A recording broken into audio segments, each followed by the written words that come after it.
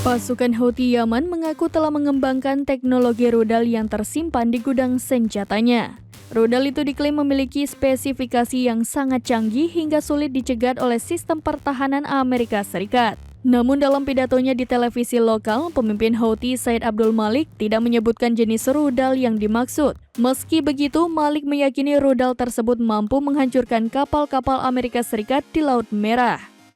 Dikutip dari Al-Mayadin via Tribun News pada Jumat 23 Februari 2024, Malik mengatakan kelompoknya telah melakukan 13 operasi dalam beberapa hari terakhir.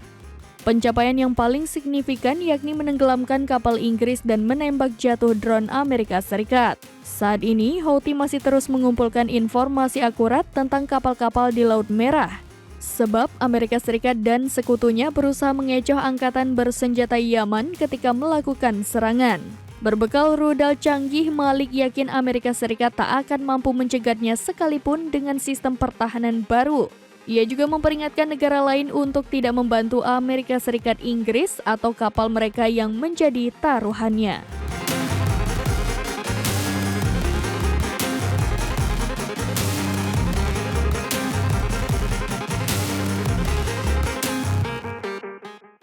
Download Tribun X sekarang, menghadirkan lokal menjadi Indonesia.